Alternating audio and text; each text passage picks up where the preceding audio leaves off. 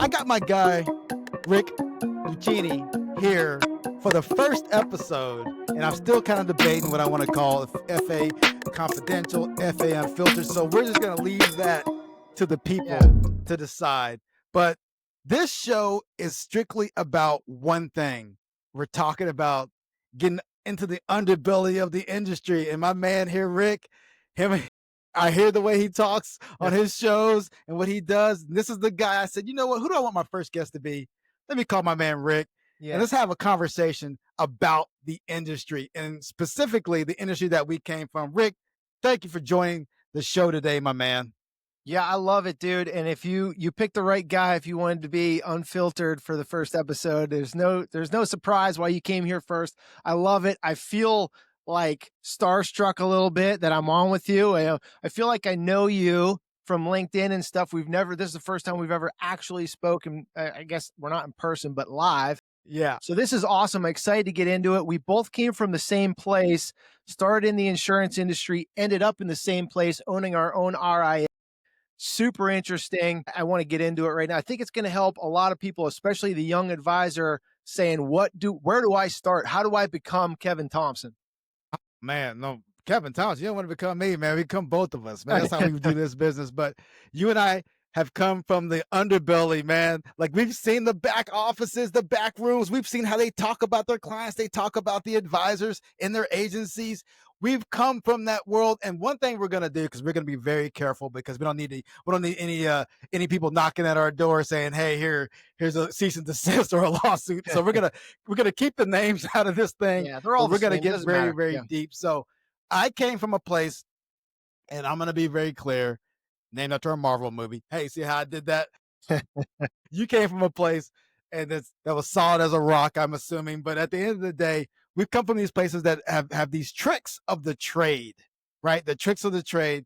So let's start there. I feel, and there's a huge IUL, VUL, and all that debate, but I truly believe that it's not an issue as with the advisors, but the industry itself. So let's talk about that. And we're going to start with the recruiting and what we've seen in the business, right? Yeah. They throw spaghetti against the wall. They get your mom and dad in there. Hey, sell them. They need this product, but they're selling things that they don't understand. So I'm throwing it back to you. Yeah. How often did you see just that? You're in the business for a couple of months. You got your insurance license. And the next thing you know, you're supposed to go out there and sell a complicated product. How else are you supposed to make any money? This is so top of mind because I literally just got a call from a kid who graduated Penn State, or he's about to graduate Penn State with a finance degree, basically wants to know how he becomes us, right? Also mentioned on the side that he just signed a contract with one of these insurance companies we talk about. And I said, well, the first thing you should do is rip that up and then follow these 5 steps. But it's super interesting because now I came into the business in 2008. Yeah. I hate to say it, but that was a long time ago. Hey, nothing happened in 2008, by the way. Nah, I know, it was super sailing. easy. I recited to him exactly what they told him, and he was like, sounds like you were in the room. Yeah. Like, nothing has changed. What's funny about what you're saying is that how things haven't changed, but things remain the same. And what scares me the most is because they're having these people go out there and sell these products, not understanding what they're selling. And like I said on a podcast recently, I said, what the real issue is that you got these guys who go and sell these complicated products, not understand what the products are, say that they're going to be doing all these great things. And then 2 to 3 years go by, they can't make a contract. They can't hit their quotas. They're out of the business. And guess who's left holding the bag? Me. You sold me this supposed to be the greatest thing since sliced bread. Yeah. But now I don't know what I need to do with it, right? I mean, it's just a crazy situation. Well, let's go there for a minute. From my experience, I know that IULs and stuff are super exciting right now. That's what everybody's talking about. My drug of choice was annuities because that's what they wanted sold. IULs didn't really exist back then. Yeah.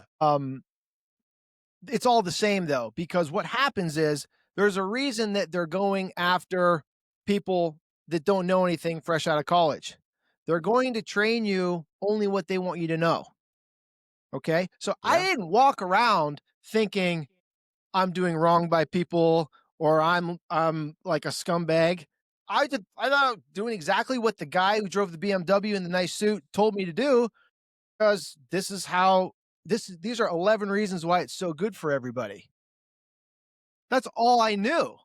Okay, so unfortunately, I'm a slow learner. It took me a long time to, like, see the other side of it and, like, completely change my life around this, but at that time, I thought I was doing good work.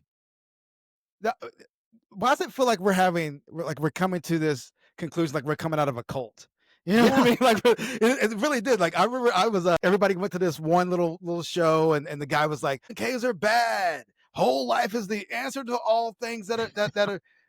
It's like he was holding up the tablets, like Moses came down. You know, yeah, the Holy Grail. And I sent everybody a text because I wasn't even in the room. I sent a text of the Kool-Aid man breaking out of the yeah, wall. no And shit. everybody started getting mad. Like the people in the agency were like, "How dare you do that?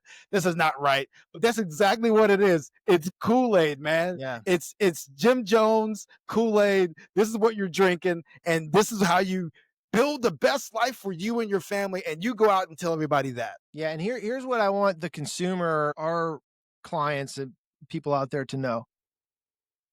It was worse back, like, pre-DOL rule when I was Yeah. doing it. Like, it's just like the government does with taxes or anything else. Everything that is incentivized, what they want you to focus on is incentivized. So they're gonna say, "Hey, by the way, good luck, buddy. Go out there and do whatever's in the best interest of the client. But if it just happens to be this thing, we'll pay you 5 times more than if it's this thing." Well, guess what? You can be the nicest guy, the most honest guy in the world. Your brain's going to start making reasons for that thing to be the best thing in the client's best interest. You start coming up with ways, and they tell you 11 different ways. That's why these IUL things is like, oh, you can use it as retirement. You can use it as your own bank, all this It's a bullshit. Swiss Army knife, man. It's a Swiss Army knife when really all it is insurance. The conflict of interest is there even for the best person. Yeah. And for anybody less than that, it's evil. Yeah. Well, let's just be fair. 'Cause I always have to be fair, right? If if I was in the business of annuities, I'd be selling annuities. I'd be selling life insurance. If I was in the business of just wire housing, maybe private equity, private credit is the name of the game right now. So everyone everyone is susceptible to this. But what I will also say is how much of the issue is public policy, right? Like Yeah. you're giving like public policy, rates of return, growth in the name of growth. Go do what you got to do, and then if something were to happen, public policy comes back and says, "Oh well, we're going to put some like regulation in place Yeah. to monitor this." But right now in the insurance business, it's still like balls to the wall. Well, our whole We'll put a little industry, bit of DOL over yeah, here and fiduciary standard, but yeah, go ahead. our whole industry is bullshit when it comes to that. And I can remember the DOL going in. Yeah, I mean, everybody in our company, including me, was like, "Oh my god, we're gonna have to like write down why we sold an annuity. Oh, we're gonna have to like fucking tell somebody why we did this." Like it was scary shit. Like I can yeah, yeah. remember, like I'm gonna lose my way of life. I mean, this being liable for something is one thing. Like, yeah, you Yeah, should be liable for what you sell. You should be liable for the advice that you give, but I they don't want agree. any liability. But here's why it wasn't an impact. Here's why the next DOL won't be an impact. Here's why this industry still is looked at in a sales lens, Yeah. because as soon as that started happening and there was good intent, all of the insurance companies put their money together, sent the lobbyists to DC, and they beat that thing down to like almost unrecognizable Mhm. so that they could all continue to do what they were doing and still make the same amount of money. That's what it really comes down to. So now, if I'm a consumer and I'm looking for a retirement planner, it's really hard to differentiate between Kevin Thompson today and Kevin Uh-huh. Thompson 10 years ago, Yeah. because you're allowed to call yourself an advisor. You're allowed to call yourself whatever. We don't want to go into the CFP thing right now, but anybody can get a freaking CFP. Yeah. It does not separate you. It does not hold you to a higher standard. But like that's what the problem really is there's nothing wrong with selling an insurance. It's that you should be selling insurance to someone that got a prescription for insurance by someone that knows what the hell they're doing. Well, I'm gonna say the words of the CFP, Luchini here. Those were his words, not mine. Just Hey, FYI. bring it, CFP, bring it on, bro. I don't care. I know, I'm I just don't kidding care. with you. Yeah, I I'm don't just care kidding with you. because because the truth is, like at my former company, there was plenty of guys that had CFPs that didn't do a stitch of planning. And so if they can get away with that, then it doesn't hold me or anybody else to a higher standard. We won't go there. Yeah, yeah, yeah, If they yeah, want to bring it to me, I'm happy to have that conversation. Hey, listen, I had designations. I don't even put them after my name. yeah, yeah. So I remember going into the business, right? I came in. I was supposed to be the investment specialist for the firm. Awesome. And Kevin, and I told him specifically, I'm not an insurance salesman. I'm not going to sell any insurance. You don't have to sell any insurance. Don't worry about it. And then 2 weeks later, hey man, we need to get your insurance license I mean, going. you're already here. Exactly. Oh, but we're gonna do this. We're gonna put you on cases. We're gonna manage this all this stuff Yeah. because we want you to build this wonderful investment arm for us. So that's what I did for about 8 9 years with them, and it was okay. But I just know the back office conversations. Not only do that they have about the advisors, the quote Yeah. unquote advisors in the Yeah. agency, Well, you're but just a because I, oh production number. Yeah. my God, yeah, yeah, because I was in the leadership room, and I was like, Yeah. man, they're talking this way about people, and not Yeah. only that what they say about clients behind their back, like after a Zoom call or something. Oh my I God, it's know. like, And oh, it you ain't got any really money. is. It's a waste of And time. it really is a sales org. That's the way Yeah. it is. And so the client is not only led down a path to buy a product, Yes. but more importantly, then they're organized to say, this person, and they have pretty sophisticated systems now, this person is not likely to buy another product for 5 years. So don't fucking talk to them for 5 years and waste your Yep. time. And then when this date hits, start soliciting them again because they'll be valuable again. Meanwhile, this person has all these life decisions, all these financial decisions. You've never once have I said the word tax my whole 12 years that I was there because we weren't even allowed. Like, this is not financial advice. This is not financial planning. This is sales. And I want to be super clear about something. If you want to if you want to sell life insurance or annuity products or anything like that, I think that's great. Just be clear that that's what you do and don't mask it as financial planning. And here's a great model. Here's a great person to look at if you want to go into that business. The Brock Buckles of the world, who is literally saying, you, Kevin, write the prescription, you give the recommendation, and then I'll come in and be the insurance expert and close that loop for you. They doesn't go right to the client and say, I'm going to give you a retirement plan and it's going to end up in life insurance. He's going to the advisors and saying, you give the recommendation because you have the plan, and I'll close the loop and get them the best policy that meets your recommendation. That's the right way to sell insurance, in my opinion. And that's just not being done enough. Well, I got my own opinion around that because I know again, like you do. I know we don't agree with it. no, So, no, no, no, no, no, no, no. yeah, That's that's not okay. agreeing. It's just like no. My opinion is this: how difficult is it truly if you already call yourself a fiduciary, which is that I think it's a bogus term. I'm sorry, it is I what it know. is. I Yeah, know. you can have a little Buzzword. conversation about that, right? Yeah, but because if you call yourself this, how are you telling me that? Oh, you already have the information, but you know what? I'm just going to give that to someone else to I do. know. And I now know. the liability, think about it, the liability, if you make a mistake, because I gave them 3 or 4 names. Now, if and when you make a mistake, because I'm already dealing with a client with a tax issue right now. So how does that make me look like, hey, you told me about this guy, they gave me this policy. What does this look like? You know what? I'm already making the recommendation. You need a 10-year term. This is ready. Go get it over here. If I'm already doing that, why not be compensated for it or just do it myself? Yep. I don't Yep. understand that.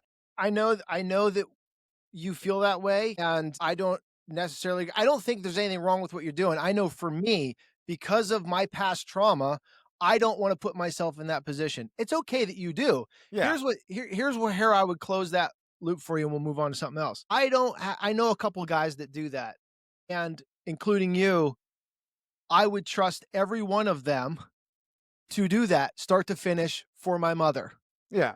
The problem is not everyone is you. I got you. And so if you just take that away, now the consumer can go to a retirement planner and get retirement planning. And they can go Mhm. to an insurance person and get insurance, and there's no confusion.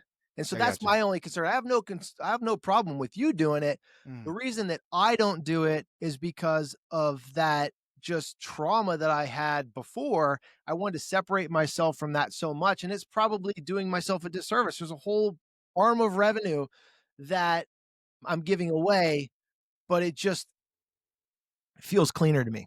I got you. I got you. I felt the exact same way when I walked away from the business. I was like, you know what? I'm never gonna have this Not that conversation. guy. But again, I have 4 whole life insurance policies and they're working for me. You know what I mean? Like I would never sit here and say that everybody needs to do this because that's not the case. Not everybody needs whole life insurance or permanent life insurance. I tell people this all the time. I said, you know what? You will never go wrong by putting term on a person's balance sheet, even convertible term on the balance sheet, That's right. and then having a conversation at a later date. Not going Yeah. to go wrong with that. What you Yeah. can go wrong is putting permanent life insurance on a balance sheet and a person not being ready for it and that lapsing 6 to 8 months later. Yeah. That's my opinion. Yeah. But it happens far too much. I want to give you a quick story about kind of sums all this up of an Yeah. experience that I had. It changed the course of my career. And basically what happened was I was writing an annuity, and I promise you, like, I can say this till I'm blue in the face. I never thought I was getting one over on somebody. I thought, like, this is how you get guaranteed income. This is what they were telling me. Like, Yeah. This is what they thought tell this you. was like good for people. Yeah.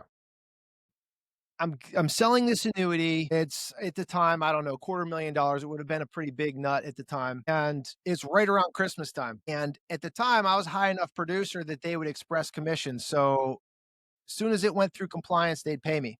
Boom. Had to get it signed, got it signed, sent everything in, and there was an issue. I forget what it was. Something wasn't initialed or some bullshit. Yeah. The client's like, yeah, cool, whatever. We'll catch up after Christmas. It's not a big deal. Yeah. It was a big deal to me because my fucking kids aren't going to have a Christmas if Yeah. this annuity doesn't hit by Friday. Okay. And that feeling, and I scrambled around, I ended up getting it done, but that feeling, I went into the holidays, I came back in January and I said, I'm never doing this again. How is this not incentivizing me to do things if you know what I mean? Like Yeah. whether I like it or not, it's controlling my behavior. I'm putting this pressure on the client undue. January 1st, I went cold turkey on commission, started building a fee only AUM base, which was difficult. It was very difficult. Yeah.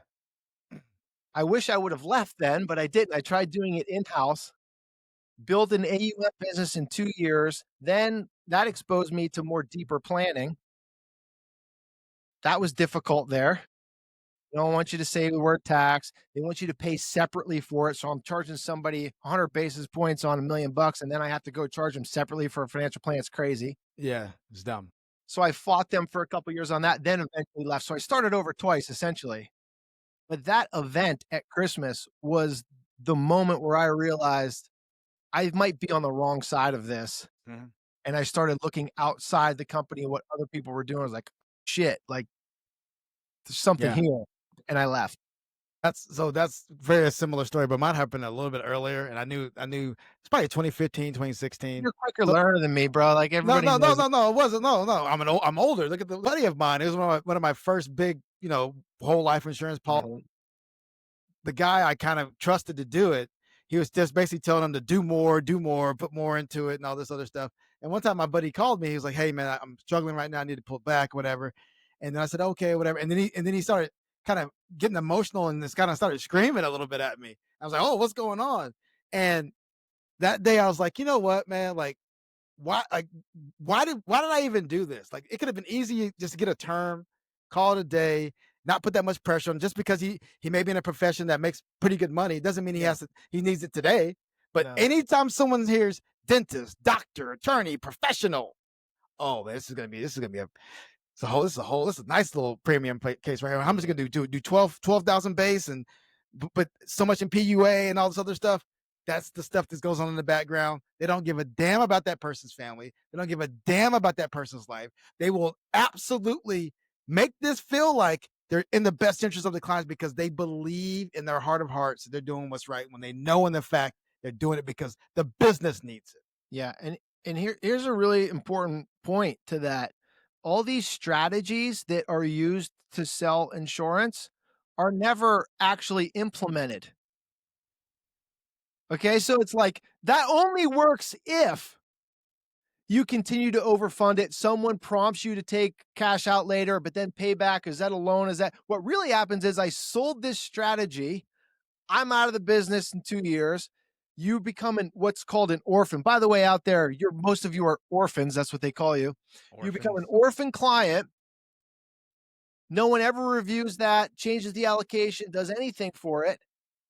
You come back and now someone 60, they calls customer service and said, this guy 25 years ago told me that I would retire with this policy with cash-free money.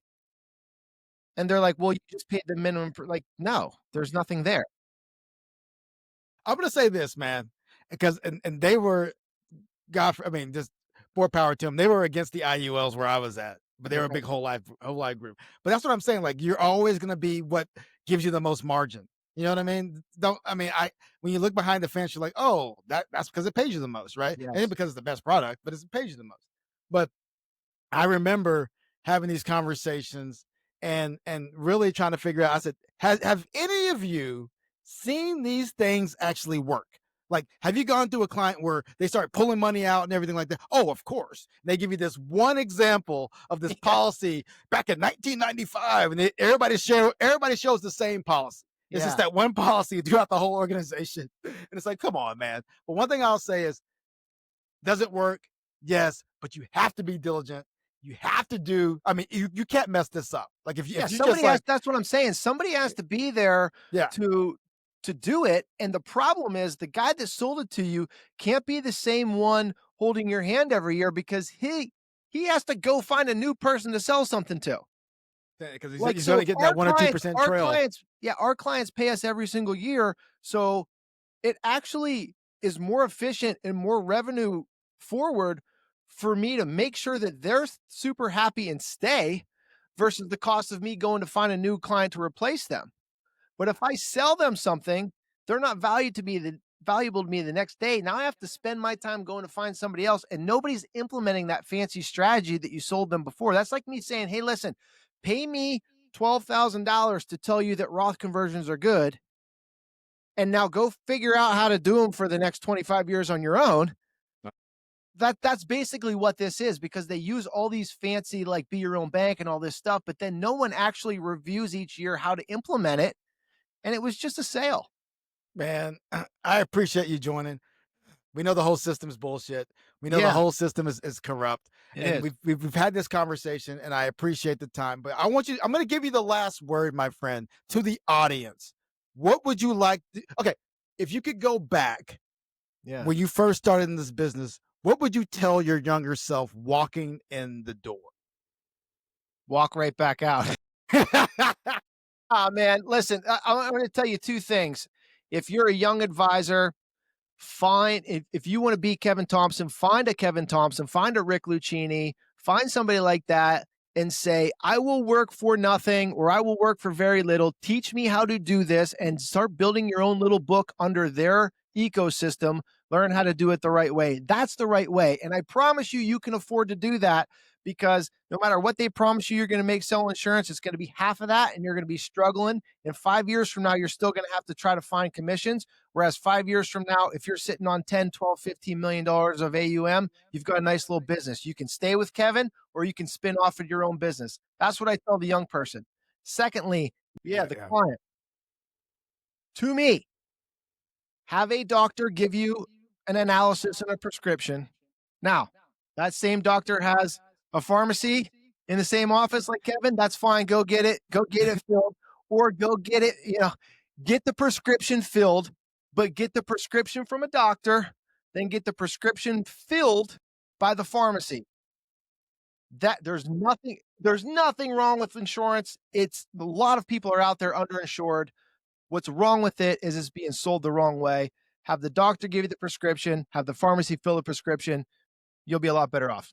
Rick, we appreciate it, man. You've opened our eyes. I'm going to say, for the consumer, the most important thing is find someone you trust, find someone you care about, find someone that really loves to work with you, and know how they get paid. That's it. If they're not open about how they get paid, move on, find someone else, and then you'll hopefully get somebody that's on your side of the fence that's basically fighting for you. If it takes more than 30 seconds to explain how they get paid, it's probably more complex than it needs to be too. I love this, man. Keep this podcast going. People need to hear this stuff. Man, appreciate you. Thank you.